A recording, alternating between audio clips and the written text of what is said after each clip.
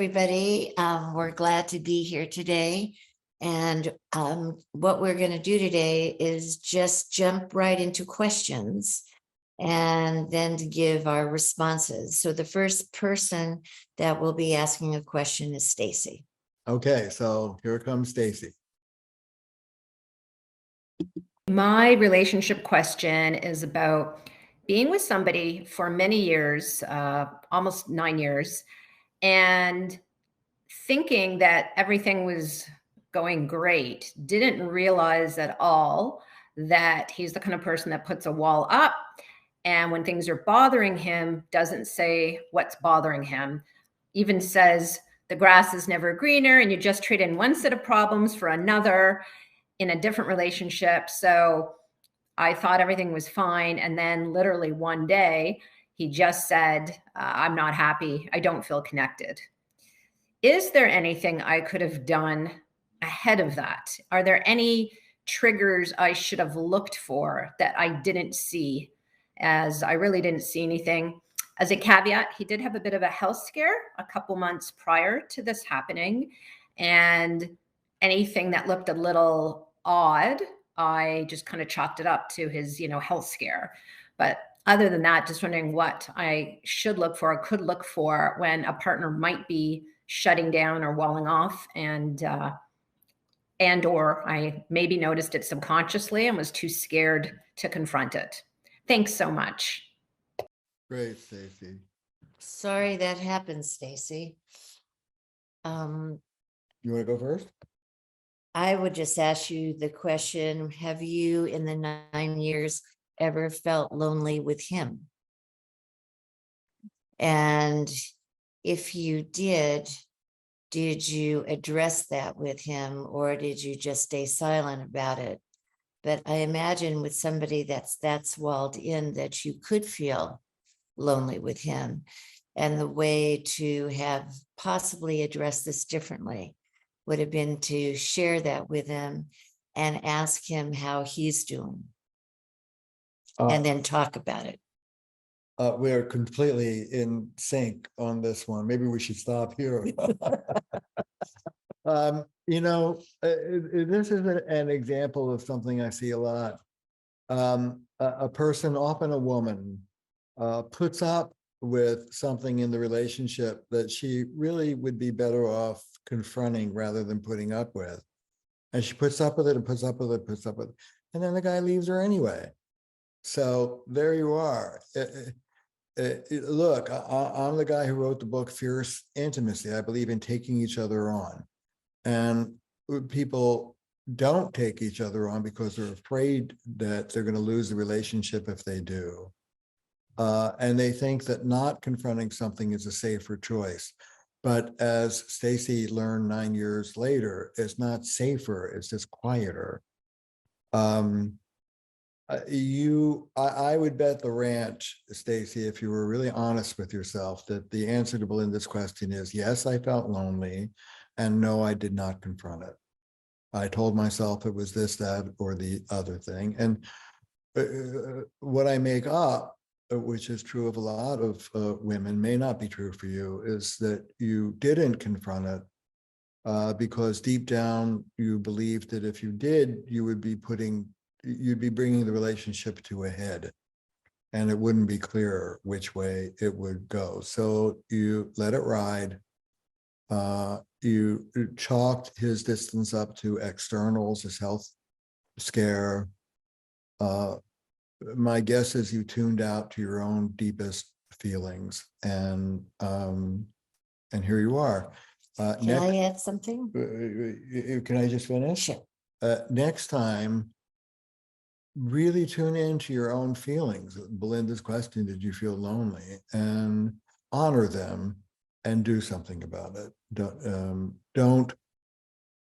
Don't not let yourself feel what you really feel or know what you really know. So my other thought, Stacy, is how would you describe yourself in relationship? Do you experience yourself as possibly more avoidant Or do you see yourself as pursuant? My hunch is that you possibly are more avoidant yourself, and that you're more comfortable with a certain distance and you don't feel lonely. And that maybe for yourself, that's something you might want to explore in your own therapy to see if that is an element of what might have contributed to where the two of you are now. If you're both distant, distancers or avoidants can avoid themselves right out of the relationship because it gets so quiet. So that's my thought. Could go either way, right? Yeah. It could be that Stacy is more, and by the way, everybody's something, so we're not judging you. We have these issues too. But it could be that Stacy's avoidant and she was able to rest with less than one would wish for. It could be that she's what the attachment people will call an ambivalent, anxious pursuer. And she didn't confront it because she was nervous about the thing blowing up. And so she was more of a one down enabler. Could have been either. You decide, but whichever it is, Stacy. Deal with it. No, what I want to say is I'm sorry this happened, because no matter what, separation is painful and loss is difficult. And I wish you the best. Well, that's a kinder, gentler ending than I had. I also wish you the best. I'm also really sorry. It's awful to lose somebody after 9 years. And I want you to do some thinking about why you put up with it, how you put up with it. Is it that you were afraid to confront it, or is it that you were at some level comfortable with the distance and grow from that confrontation with yourself? Best of luck. Okay. Yeah. All right. Let's move on to the next one. And now we're on to Alan. This is fun. Hello, Terry Real. My name's Alan. This is my wife, Corolla. We think you're amazing. So yesterday we were at an event and we watched this show. It was a really good show, very interesting. It's about residential schools, and it was very, very well done. Great Indigenous performers, great young performers. Anyways, I often stand now. And we were there from lunch till 9 o'clock and you stood. Okay, so we're there all day and I stood all day. And so at one point, then Corolla got upset, and I didn't know this, but she was upset that I was standing, that I wasn't sitting next to her, holding her hand, those kind of things. So I guess I would have liked to be able to, that she would give me some kind of a clue, as opposed to, I don't hear anything, and at the end of the night, she's all yelling and screaming and mad because. Not yelling and screaming. Okay, you were upset because I did not know to sit down and hold her hand and talk to her. So you want to add the thing I'm mostly upset about is when I ask you about it, you defend yourself. You don't say, oh, that must have felt bad or something. You say, wow, I have a lot of self-care. I need to do self-care. And I guess what I'm feeling is, what about couple care? What about sometimes coming and sitting? It was a very emotional performance. I've had trauma in my life. I sat there alone. Okay. All right. So I guess the question is then, how does Alan know when to have an intimate moment? There you go. That's it. Because I don't. I need to be told. I don't just intuitively, oh, she needs some help with this. So anything else you want to add? We got 12 seconds. Okay. Thank you so much. If you have any advice or suggestion for us, that would be lovely. I love these two. Yeah, it's great. You guys have been following us around with the camera. Okay, go ahead. So hello to both of you. And you're both very articulate and gave us sort of a window into some of the dynamic. I would be curious to find out about your not having a need for intimacy. And you're not knowing inside of you when you want to be close or when you want to take distance. So your part of this is you're not sharing clues to your wife about what's going on with you. You're just doing what feels right by you and not being in any dialogue or conversation or asking a question. So I would really want to know what this is about for you and what the impact has been on your wife. Because I imagine this isn't the first time that something like this in this kind of domain has occurred. Okay, so it's so interesting. First of all, I could take Belinda and I together could take an hour on this one incident, I'm sure, because there's so many layers to it. Like Belinda, I guess this isn't a one-off. I guess that there are many times when Corolla feels that it would be reasonable to expect Alan to be with her, and Alan's off doing self-care. Let me start with Corolla. Corolla, I've got bad news for you. I have a saying, you can't be angry about not getting what you never asked for. And But that's an assumption. You don't know if in this dynamic, she's asked for this many times. well, but they're not saying that. So let me stay with what Okay, they're just stay saying. with What they're this. saying Okay. is, see, you're on her side. No, I'm on the systems side, Well, that there's two parts to this, so he- I'm not he's- necessarily, let me finish. yes, dear. I'm not necessarily thinking that she asked wrong. What I'm thinking is systemically, they haven't talked to each other about what they would need in a situation like that. And I think not having that conversation probably is a pattern. Okay, I agree with all that. That's at the meta level. At the level of this particular incident, Okay. he says his issue is I would sit next to you and hold your hand if you told me you wanted me to. You never told me you wanted me to. And now you're mad at me because I didn't do it. And on that particular point, I am on his side.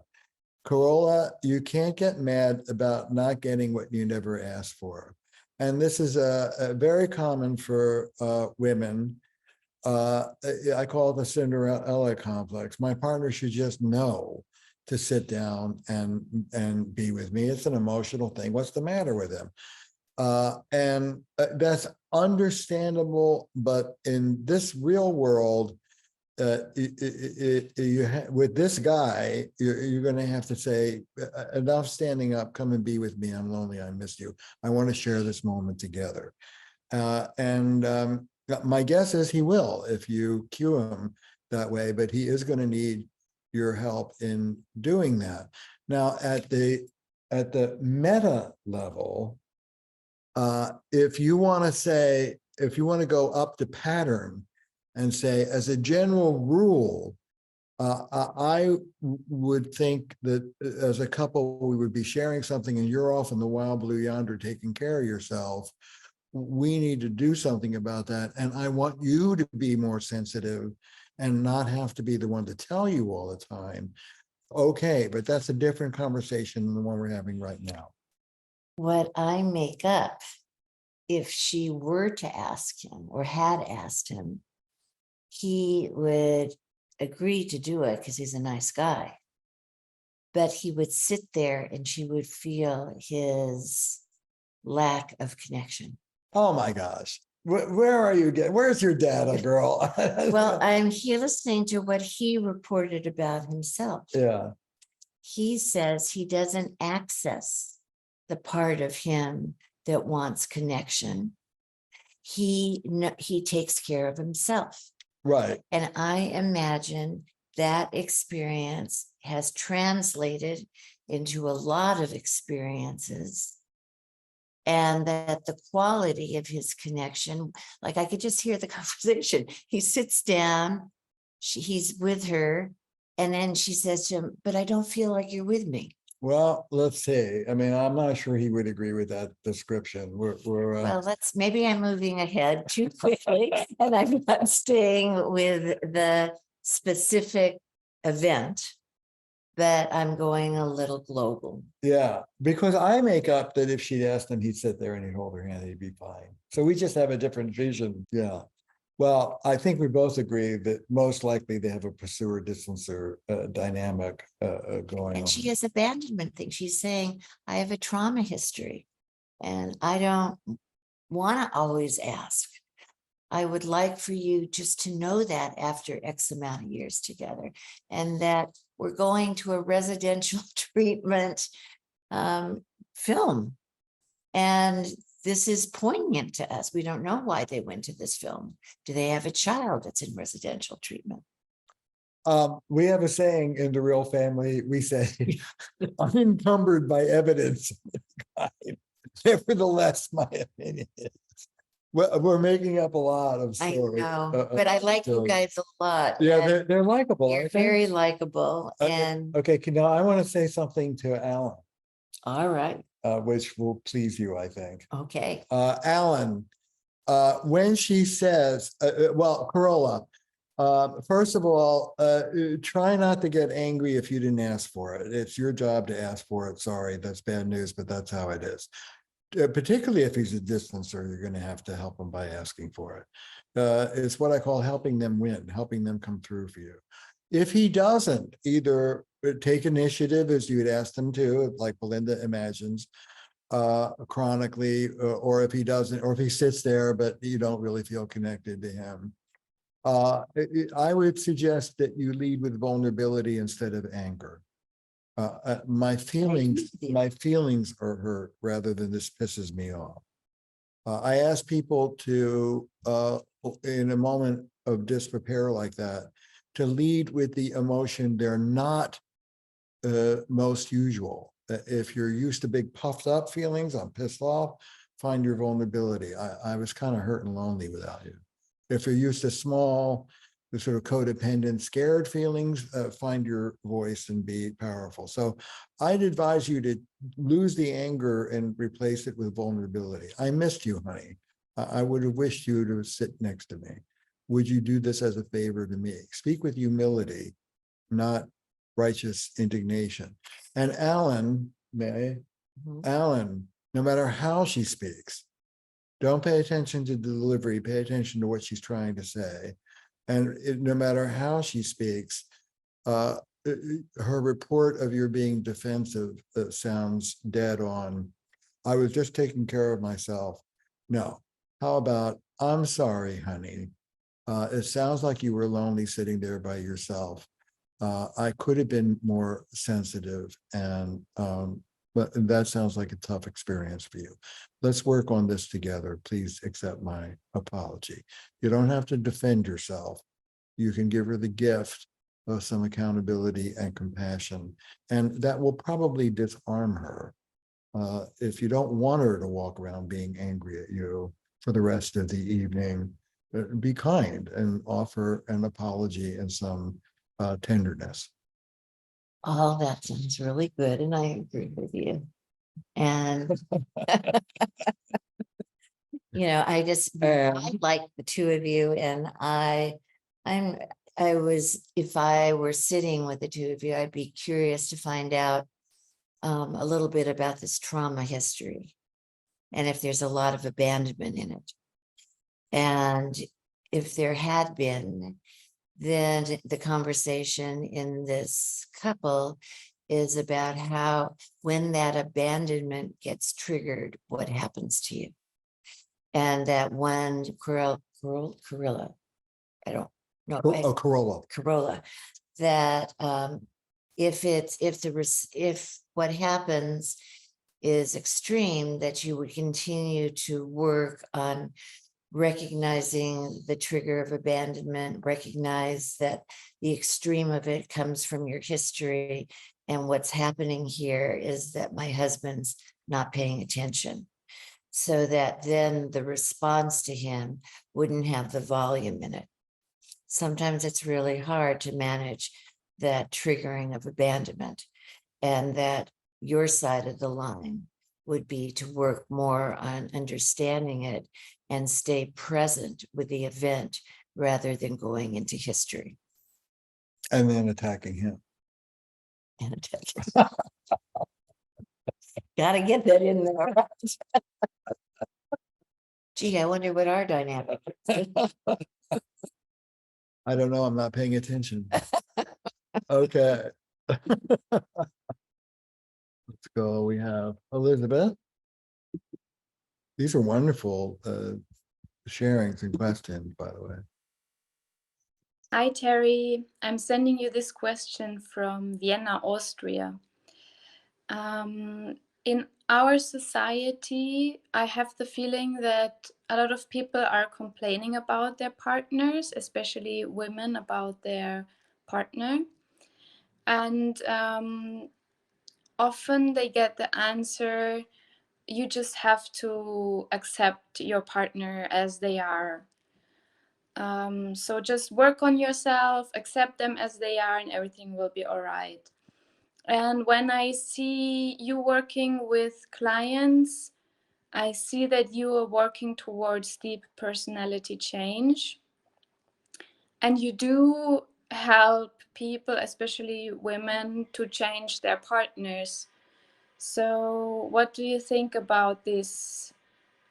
Just accept your partner as they are.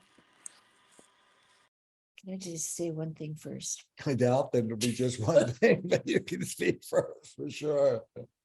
Well, thank you very much. And you're asking us a question from a different experience of ours.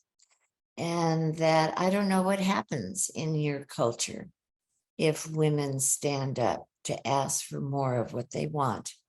Are they seen as the dysfunctional part? Or do they see them, are women seen as a value added to go deeper with intimacy? So I would like to find out more about that. I don't think we can impose what we do on everybody.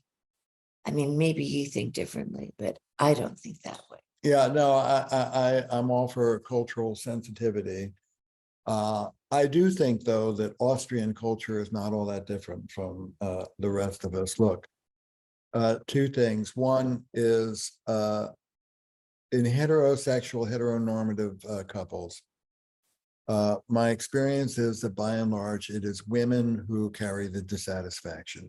75% of divorce is instituted by women. It is women who fuel the self-help industry. Because of 50 years of feminism, because of women change economically in the workforce, women are asking for levels of emotional intimacy in their marriages that our culture does not raise boys and men to deliver. And that discrepancy sticks in the crawl of a lot of women. They want more. They want truly intimate marriages, not just companionable ones like our mothers and grandmothers. That voice saying, you're with a good man, just accept him how he is, don't expect him to change. I wonder if that's your mother talking. No, Belinda and I, all RLT therapists are in the personality transplant business. One partner usually drags in another. Sometimes it's symmetrical, but often one partner drags in another. Often in a heterosexual relationship, the woman drags in the man. And what's really going on is that they want us to teach their partner to be more relational, more connected, more sharing, more giving, more intimate, as Adam was saying so movingly after 20 years of not being. That's what people want. And other couples therapy deals with communication, interaction. We take it on. We transform individuals within the couples therapy by teaching them, encouraging them how to live relational lives, which is what their partners are bringing them in to learn how to do. And as someone moves into living more relationally, their character is transformed. They really become different human beings. So the only thing I would caution you, you sound like a very humble person. People in general, and this is a particular trap for women, women in our culture, broad generalization, but nevertheless, are taught more about relationships and care more about relationships than boys and men are traditionally. Women carry the dissatisfaction. And the trap is for you then to be your partner's teacher. Let me coach you because I know more, that kind of, that's just women's covert grandiosity. Wink, wink, men are such boys. We know so much more than they do. Lose the voice of objective reality. You are not the authority on how to have a relationship. You are the authority on you. So you can school your guy, but school him with humility. As a favor to me, would you? This is what I was saying to Corolla. As a favor to me, sit your butt down and hold my hand. This is an emotional moment. Not, hey, what are you doing up there? You're an idiot. Any fool would know that this is the moment. No, lose the voice of objective reality. Speak subjectively from the I about what you want. And then if that doesn't work, if they just don't listen or they don't change, get help. But that's where I would say the woman also can be relational. That the request for therapy is not to change the guy, but the request for therapy is to enhance the capacity of the two of them speaking differently to each other so that they can have the intimacy they want, and that not for the woman to set herself apart in that request for meeting with a therapist. I would love that. The only thing I would say is when you say give them the possibility of having the intimacy they want, you're assuming that they both want intimacy and they want intimacy at the same level. And there may be an asymmetry. Yes. The guy may be perfectly happy being more distant and the woman may be lonely. Or the husband or the woman could be drinking too much, could be not working up to their potential, and that there is an underlying real important dilemma that trying to be intimate without addressing it is the cart before the horse. That's right. And then the person's really walled off and not available. We call these in RLT preconditions. Yes. Untreated psychiatric disorders, self-medication, or either sexual or aggressive acting out. So who knows? But I don't assume that there's symmetry. There may be an asymmetry. The woman may want more intimacy than the guy thinks he wants until he meets us. And then he learns the benefits of it, and he's so glad to be doing it. That is really true. And I want to underline that. RLT is known for producing dramatic change quickly. And the ace in the hole is that what both Belinda and I and all RLT therapists do is maneuver someone into the jet stream of increased connection and relationship. And that's what we're born for. Once they're in that jet stream, it's so pleasurable that they kind of take off because they want it, because it's what the human species is designed for. So they may not know that they want to be intimate at the start, but after a couple sessions with Belinda, they'll know. Well, thank you for your question. I hope we've been helpful. Again, I will say cultural issues have to be taken into consideration. And you sound like a lovely woman and would be able to invite your partner into a dialogue or an inquiry about how to be more connected in a very nice way. So good luck to you. Good luck to you. Thank you. Bye-bye.